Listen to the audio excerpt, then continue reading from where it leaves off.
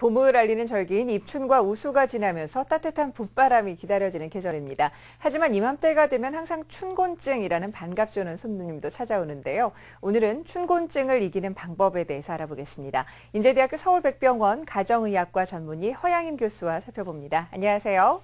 네, 안녕하세요. 네, 이 봄이 되면은 어김없이 찾아오는 이 춘곤증, 대부분 봄에 유난히 잠이 많이 쏟아진다라는 증상을 얘기를 하는데, 의학적으로는 이 춘곤증의 정확한 정의 어떻게 될까요?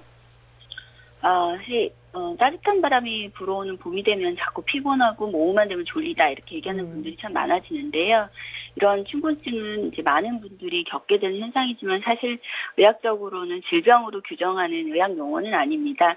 보통 일반적으로 얘기하는 일종의 생리적인 피로감을 얘기하는 거고요. 일단 춘곤증은 보통 이제 4, 5월에 많이 생기는 특징이 있는데 되게 항상 피곤하고 시도 때도 없이 졸리고 업무 능력도 떨어지고 또 이로 인해서 작은 사고도 생기고 이런 경우가 많아지는 것입니다. 네, 분명한 질병은 아니라는 말씀이신데, 자, 그렇다면 네. 이런 춘곤증이 찾아오는 원인은 어디에 있을까요? 사실 춘곤증이 생기는 원인은 확실하지는 않은데요. 보통 차갑고 건조했던 이제 겨울 날씨에서 갑자기 따뜻해지면서 외부의 온도와 습도에 큰 변화가 생기는데 이때 상대적으로 우리가 이렇게 오랜 긴 겨울에 적응해 있다가 신체가 새로운 환경에 적응하는 과정에서 피로감이 잘 나타나는 것이 때문으로 생각을 하고 있습니다. 즉 그런 계절의 변화에 우리 몸이 잘 적응하지 못해서 생기는 일시적인 증상이라고 생각합니다. 네. 네. 사실 그러면 춘곤증이 봄이 되면 당연히 찾아오는 것으로 알고 있기 때문에 졸음이 쏟아지는 것 외에도 머리가 아프다거나 또 나른하기만 해도 춘곤증이라고 생각하기 쉬운데 정확한 증상 또 어떤 것들이 있을까요? 춘곤증 증상은 굉장히 다양하게 나타날 수가 있는데요.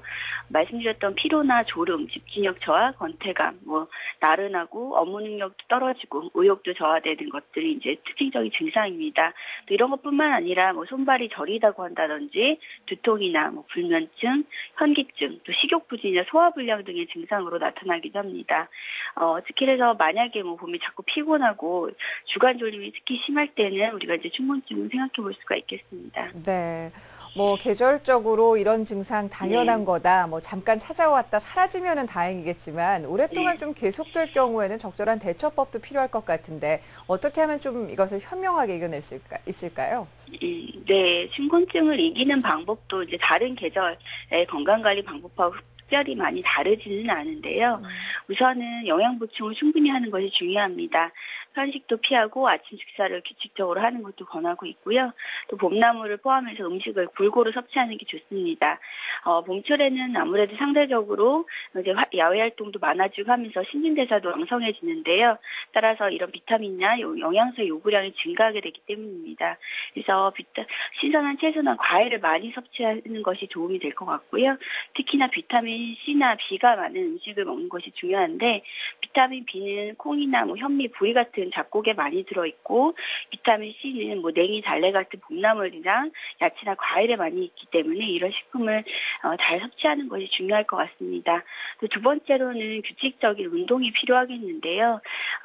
본인이 할 수 있는 운동을 스트레칭이나 아니면 본인이 평소 즐겨하던 운동을 하는 것이 더 권장이 되고 적어도 일주일에 3회 이상 하는 게 좋겠습니다. 특히 달리기나 수영, 자전거 같은 이런 유산소 운동이 더 도움이 되는 것으로 알려져 있습니다. 또 세 번째로는 아무래도 규칙적인 생활을 하는 것, 그리고 충분한 수면을 취하는 것이 중요하겠는데요.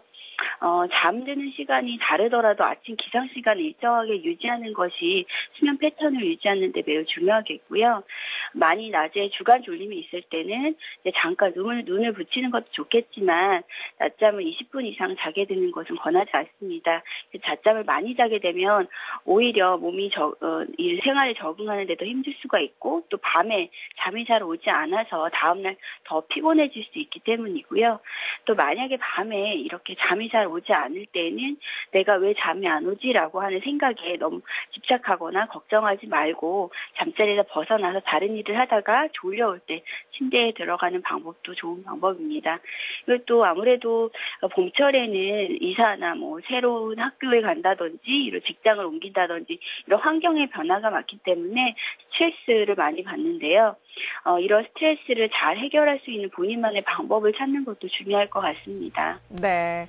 이 춘곤증뿐만 아니라 오늘만 해도 일교차가 10도 이상 벌어지고 있는데 봄철 건강 관리를 위해서 주의의 사항이 있으면 끝으로 말씀해 주시죠.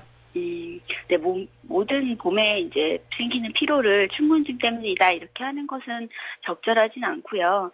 만약에 이제 단순히 일의 능률이 좀 떨어진다든지, 약간 졸리다든지 이런 것뿐만 아니라 일상생활을 유지하기 힘들 정도로 심하게 피곤하거나, 체중이 감소하다든지, 아니면 호흡곤란이 있다든지, 밤에 자는데 땀을 흘린다든지 이런 경우에는 혹시 동반된 다른 질환이 있어서 피곤할 수도 있기 때문에 반드시 병원을 방문해서 상담을 하는 것이 좋겠습니다.